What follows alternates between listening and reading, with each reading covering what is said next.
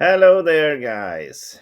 Okay, what do we have today? Well, we got another study where it is white to move and win.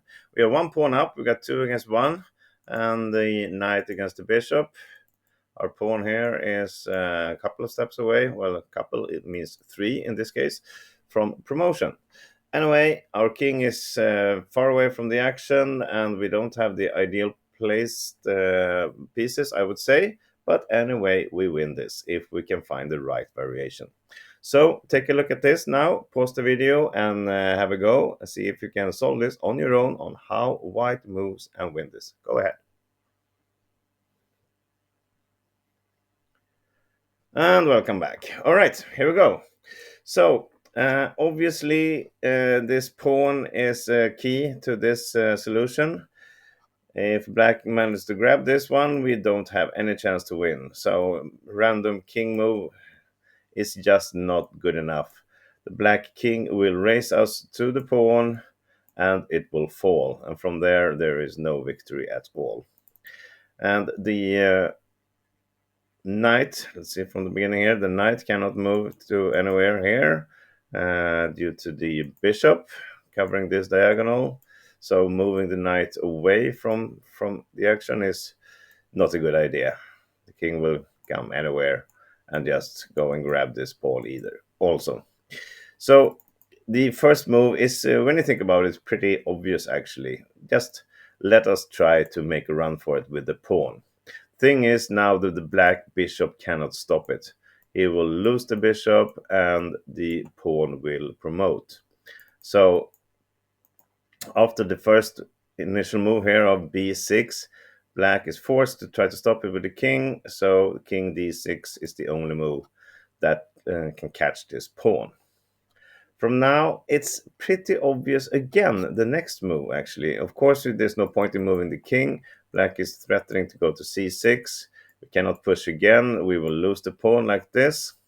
So we have to do something with the knight, which is we give a check here on f5. Now, it's pretty interesting here because we are protecting the c7 square, so the black king cannot go there, and it cannot go to c6 either to attack the pawn because of the potential fork here, which loses the bishop. And if we win the bishop, well, then it's an easy win for us. So after the check, black cannot go attacking our knight, of course. Then the pawn will again promote. So he has to put the king exactly on d7 to he's now thinking of going to c8 and up here and stop the pawn, or if we push the pawn, he will go and attack and win it also. So the king comes to d7. The question now, how can white win from here? If you need to pause the video again, go ahead. All right, here we go. So we don't want him to go to c8, and we have to stop it. And we can do that by sacrificing a knight, actually. And it has to come to e7. Sacrificing here is no point. He will just grab it, and he will still be able to catch our pawn. But if we put the knight on e7, this is a very brilliant move. We are now protecting all of these squares. We are really blocking the black king from coming to our pawn. If he grabs the knight, well, then he cannot stop the pawn. So he's really stuck here. This knight cannot be touched. He cannot catch our pawn. But still, it's like a status quo here. We need to find some way to also win this. But after this move, we're also attacking the bishop. And of course, as said before, if we win this, we win the game. So black needs to move his bishop. Now look at this. If he moves it to f7, e6, or c4, or b3, any of these four squares, we have a brilliant way of winning directly. Let's look at it. Okay, we put it here. It will be the same variation as with all four options here. Maybe you see how. Here it comes. We push b7, threatening to promote directly. Black has to play the king to c7 to stop this. And now comes the brilliant another sacrifice from the knight. Knight c6.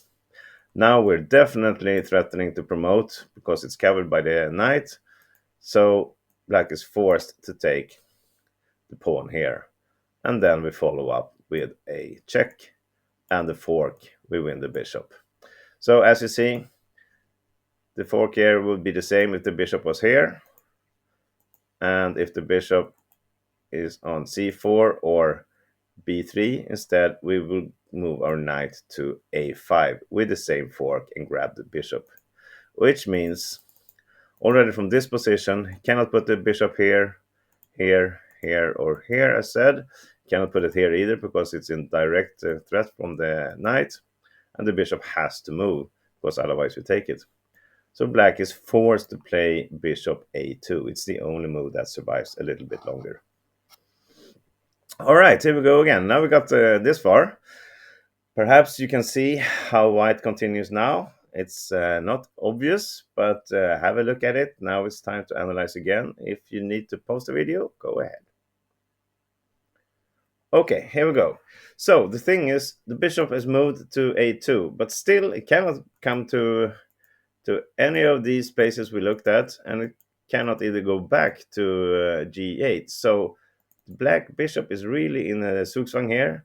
The king cannot move away either, and it cannot come closer because of the promotion. Black king can come back and forth to d8 and d7. Pawn can move once. So we have to take advantage of this and really take black into a zugzwang. So the only winning move here is the king to d2. Now we are going to go and grab and take this bishop. He cannot do something like this. Then we can just sweep the focus and take here. These 2 pawns will be enough for us to win. But we cannot either go to d1. And I will show you why. Because if we go to d1, that is a mistake. It looks like we're doing the same, attacking the bishop, but then he can go to c4. And if we try this that we looked at, in this position, black has the opportunity to first sacrifice the bishop, then grab the pawn, and all of a sudden we are not having enough mating material. So the king has to come to d2. If he moves the bishop down to b1, well, then we can just attack it. And that's also the reason we had to move the king. We couldn't move the pawn, because then we will allow black to come to b1 and then d3, and then up here and stop everything. So he has to go back. We attack it, and it's all over. If you try something else with the, let's see, go back here with the king, we will simply just go up here. We will attack the bishop, and it will be lost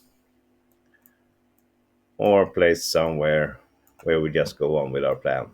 b7, king c7, knight c6 is forced to take the pawn, and we follow up with our little fork like this, grabbing the bishop. This is an easy win. We don't have to look at it from here. I mean, and piece up is just enough. So that's how you solve this. I think I covered all the variations. Perhaps they were a bit unclear, but we just push the pawn, we sacrifice our knight a couple of times, and then in the end, white wins. All right, thank you for watching this little video. I hope I see you again tomorrow for another nice little task. All right, see you later. Bye-bye.